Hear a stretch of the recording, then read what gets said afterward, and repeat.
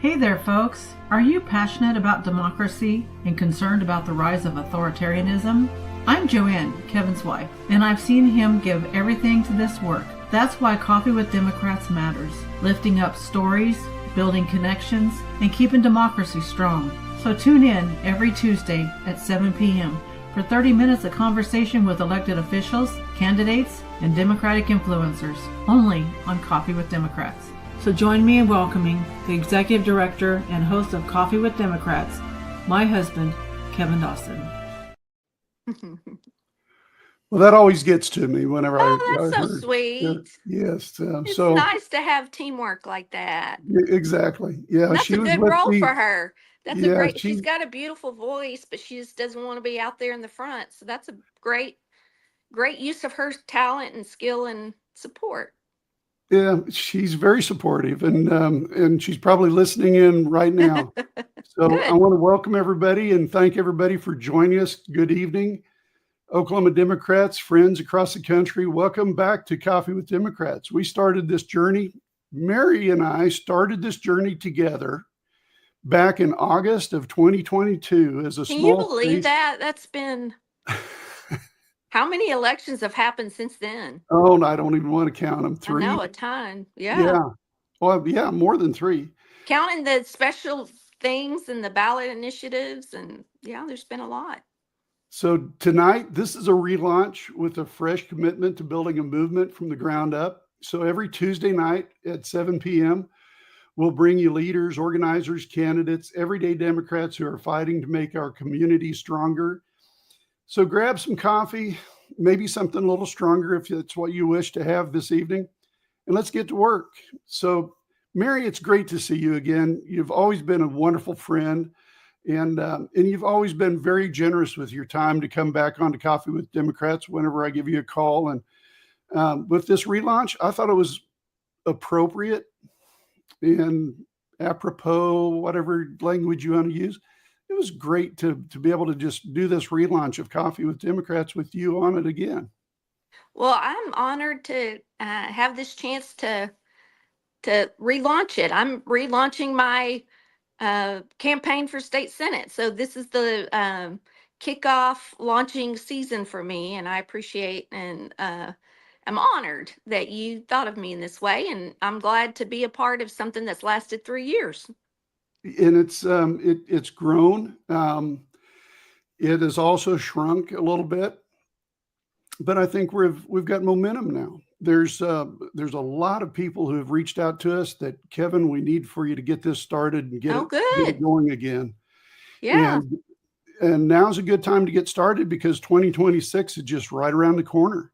Right. So, and I was thinking part of one of the things that we need to add to it is little 30-second ads from different candidates that are running for office to practice, gives them a chance to put together a 30-second radio, thing to articulate why they're running for office. When I first ran for office, I was part of the OU alumni, the OU homecoming parade, and maybe another parade too. And they make you, what do you want to be announced as you're going by? And I had to practice that. It took a little bit. I had to find the best 15 seconds punchy statement that I wanted to say, for my campaign. So a lot of times we don't have a chance to pull that kind of content together. And I think what you're doing is really a great opportunity for candidates to put together a multimedia campaign. Well, and that's one of the reasons why we do this is that we want to help candidates, and we want to be able to help them get in front of news media. With your news media training that you've had, I've had some news media training myself. It's very important for people to be able to have that comfort. Mm-hmm. They're never going to be familiar with it, but they're going to have a little bit of comfort to be in front of the camera and right. And to have questions sometimes that are going to be off-color questions that they're not expecting. Mm-hmm. They have to be able to do that. So right. Let's talk a little bit about you. You talked about you're going to be relaunching your campaign for re-election, and I want you to be able to talk about that. But when you're done with that, why don't you go ahead and just start talking about some of the things that you have planned on doing moving forward into this next legislative session that'll start back up after the first of the year? Well, yeah. So I'm State Senator Mary Boren from Norman. My district includes the University of Oklahoma and 80,000 people around the university. It's pretty much a rectangle on the map, which is rare in districts to not to be that simply drawn. But you can tell that the the district was drawn so that the University of Oklahoma would be right in the middle of Senate District 16. And I've been serving in this capacity since 2018, and I was reelected in 2022. And I'm running for my last term of office in Oklahoma. You can run for 3 terms, 4-year terms. So that's 12 years total. And I've served almost 8 years, and I'm ready to run for my next and final 4 years. And you've accomplished a lot in the previous 8 years. You've made a name for yourself on both sides of the aisle. People have respected you because of what you've been able to accomplish in the state of Oklahoma in representing, excuse me, representing your constituents. And you're very well liked by the people within your district. So that kind of gives you a better a leg up, I guess you could call it, for moving forward. So let's talk a little bit about, I said, let's give you a chance to talk about some things, but I wanted to ask, what are some of your greatest accomplishments that you think back on and you think, these are the things that will be listed beside my name throughout the rest of my life? Well, I mean, it's always hard to take that perspective of, what the audience would see about me. But I think one is the turnpike issue has been very dominant, and I requested an attorney general opinion, asking the attorney general to determine if it was legal for one person to have 3 jobs, and that one person was the former executive director of the Oklahoma Turnpike Authority, and that gentleman had had that responsibility on top of being the executive director of the Oklahoma Department of Transportation. And then he was also the head of the Oklahoma Transportation Commission. And that was, 3 it was also the Secretary of Transportation as well. So with those 3 jobs, or I guess it's kind of 4 jobs, I asked the Attorney General if that was legal. And, that was not something when I ran for office that I said, you know what, when I get elected, I'm going to ask for an attorney general opinion around the consolidation of power by a governor in his appointments. That wasn't even on my radar. I was thinking about the teacher walkout. I was thinking about getting rid of the ADF report card. I had, wanted to do more for kids that are in foster care. There was a lot of things that were on my wish list, and that was not anywhere close.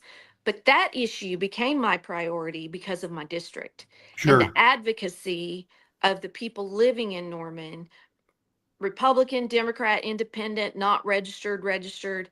The folks in Norman showed up in at that church at Cross Point Church on that town hall when they found out that their homes were going to be destroyed by unnecessary turnpike. And so I listened to what my people in my district and my neighbors in my district prioritized. And I Right. think that that is one thing that I hope is um, a characteristic of my service, my public service, is you let and you demand that and you yield to the priorities of your district over your political priorities. And the priorities of my district were to hold the transportation process in Oklahoma accountable.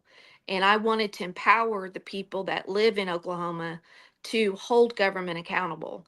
And I felt that that was an appropriate role for a sitting senator to do, to negotiate things and to give forums and avenues and audiences and platforms for the people of Oklahoma to share their priorities for the state. And I did that with requesting that AG opinion. They kept asking me, they probably asked me 3 or 4 times, and I kept saying, well, the timing needs to be a little bit different, or we're working on this. And then I asked for it in the fall. And this time of the year is the kind of time of the year that we can kind of work on those types of things. We do interim studies right now. A lot of my interim studies are priorities for Oklahomans and things that have really impacted their lives. And so with that, I asked for that AG opinion, and the Attorney General um, issued an opinion saying that no, you can't have multiple jobs in state government.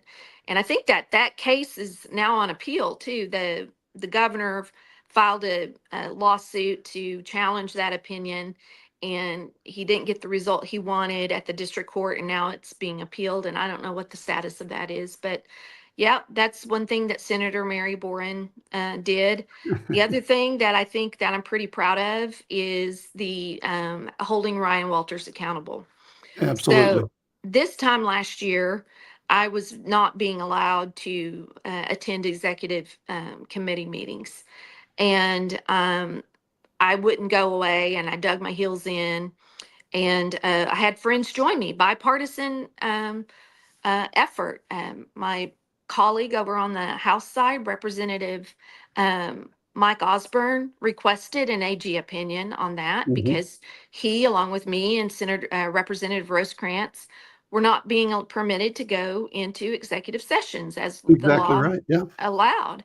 And as a result of that Attorney General opinion, the Attorney General came back and said, yes, they're permitted to go into executive session.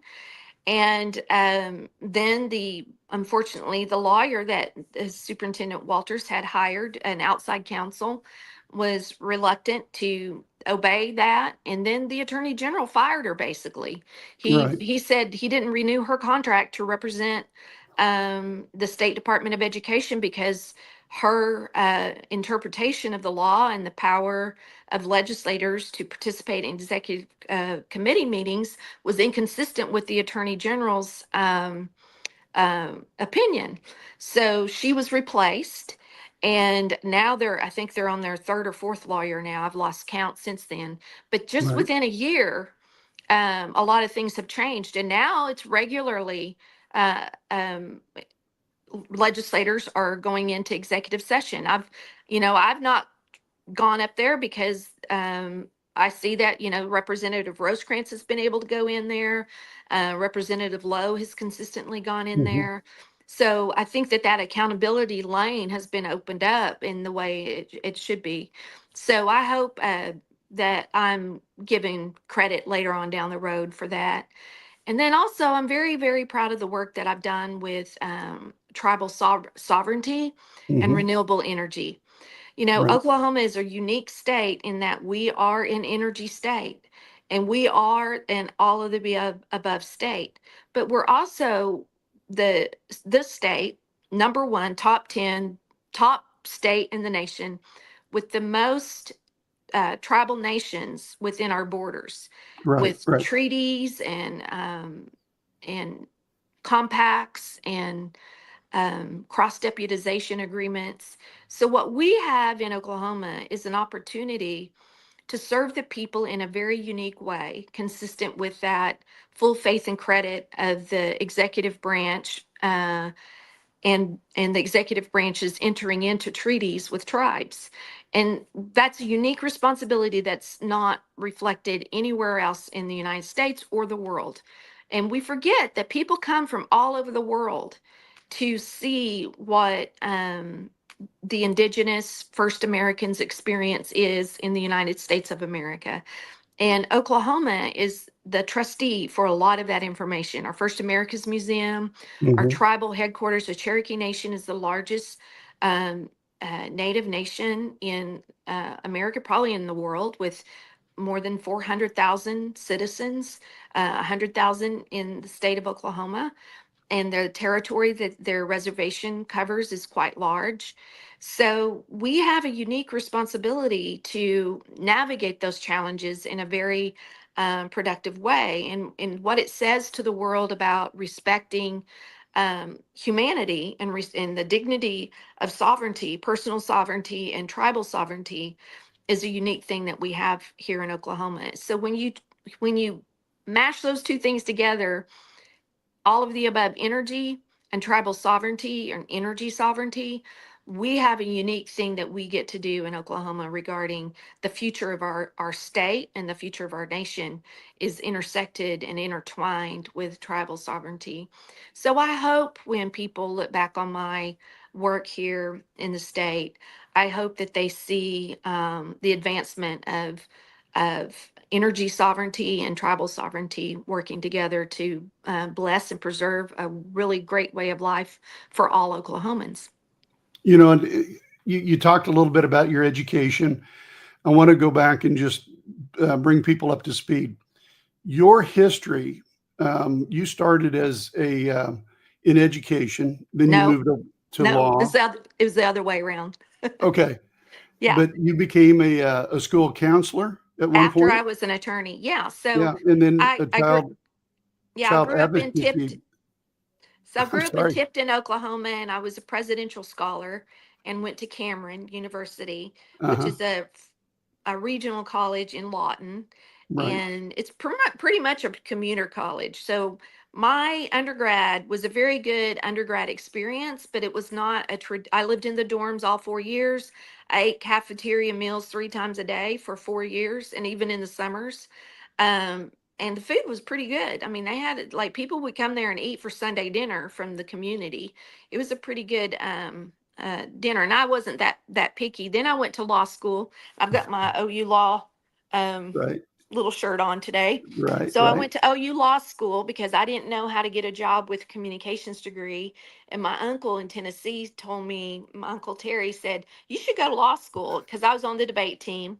Yeah. And I said, okay. And so I got accepted to the University of Oklahoma College of Law. And then I practiced law up until 2009, from 1992 to 2009. I did work in higher ed as an attorney and common ed. I became assistant general counsel, a special assistant to the general counsel for the state regents right out of law school. And then I worked for State Superintendent Sandy Garrett as a textbook administrator and parent liaison for Sandy Garrett. And so that I did government work, and I also reviewed legislation for Governor Henry and Governor Walters, as they kind of loaned me out as an attorney. I was a young attorney, and so I would help out at the end of session for Governor Walters and Governor Henry 1 term, and Governor Walters 2 terms. And then after that, I had kids that were in elementary school, and I got real interested in special education and child advocacy and trying to stop the school to prison pipeline. So I thought I would get certified as a school counselor to try to, expand my child advocacy through schools. And I did that for about 5.5 years. And then I went back into the practice of law, and I worked for the the Salvation Army, the Arkansas Oklahoma division, which is actually housed in Oklahoma City. Did that for 3.5 years and worked on their estates. And one thing that happened in estate management with Salvation Army is people donate a lot of mineral interest to the Salvation Army. So I ended up working a lot with landmen and royalty owner advocates, and manage those assets for about 3.5 years. And it's a lot of assets, a lot of probates and things like that I did. And then it was 2018, and I thought, you know what, I should run for office. This seat in Senate District 16 opened up, and I wanted to run a race that empowered the party and the volunteers in the party to get ready to run for office themselves, or to expand out our capacity to support candidates. And I knew the top down strategy was not going to be sustainable for the Democratic Party. And I really wanted to have more of a grassroots empowerment strategy for our party. And I Right. think I did that. I'm pretty proud of that work that I've done. And I tried to carry that work on with me whenever I ran Yeah, for you Senate did. chair. You So got a lot of I was there when that vote went down, and I saw how many of those rural Democrats really connected with what you were trying to do, and it really resonated. And I hope that effort isn't lost in, in the transition. I know we got a lot of work to do as the Democratic Party, but I do sure. think that you really resonated. Your campaign really resonated with a lot of Democrats. Well, and I'm going to transition back to you a little bit on this too, because I want to bring it back to you because you were talking earlier about getting into, Ryan Walters was blocking people out, was not allowing legislators in. And I wanted to bring it full circle. Your background in law and with the education system really was something that I think Gettner Drummond was put on notice. He had to do something, and he could not ignore you because your background was one that, the legal side of it, Hmm. your education side, the way that it just worked together. You really were a powerful force in something that could not be ignored. And that was something that from the news media that was reporting it, my perspective, I really thought that you were kicking ass. And I appreciated that so much. So many times in the past, I've commented that you are my senator. You are my chosen senator, although I don't live in your district. Well, But yeah, I get picked that way a lot, and I don't mind it a bit. And I do think though that behind the scenes, a lot of people didn't know I was writing emails to the attorney general staff about what was happening right after I was not permitted. I checked in with them. I said, what am I missing here? This isn't. Aren't I right? Is this a violation of the Open Meetings Act? And they validated, right. what I said. And so when it happened two times, then fortunately, Representative Osborne was there because one of his teachers had been targeted with the Mhm. removal of their certificate in Edmond, and he felt obligated to show up and figure out, like, what are you doing to why are you targeting a teacher from my district? And because he was a Republican, I think it was a really good balance between that. Look, that accountability is a bipartisan responsibility, and we've seen that with Representative McBride. We saw that with Representative Osborne, and we've seen that with Representative Lowe. That the bet we cannot do. There's no such thing as accountability in a partisan way. And the Sure. reason why it doesn't work is that people will say, "Oh, well, you just got a grudge. You're just picking on me because you're part of the other side." And one thing that I don't know. There's a little tricycle that you have to move both things going this way to Yeah. make it Yeah. move. It's like a little wiggle woggable thing, and that's the way it is with the Republican Democrat caucuses holding Ryan Walters accountable. We kind of get to be the whistleblower side. We're the Mhm. ones that can stick our nose out and not get risked being primaried or Right. Right. all of that kind of stuff. And once we call, ring the alarm and we do the whistleblowing kind of um, attention grabbing moment, then the Republicans are very, very, very important at that point because it's their job to say, to enforce the rules because they're in charge of the rules. So if we are going to be a law and order state and we want to hold government accountable, accountability kicks in when other lawmakers and other people in the Republican Party who know what the rules are good referees and fair referees and say, yeah, you violated the rules. We're in charge of the rules. We get to make the rules, and we got to make sure our own side of the aisle follows the rules. And when you Right. have that going together, then you really have authentic accountability. We see that with the state auditor Bird. She's Yeah. also doing that. Right.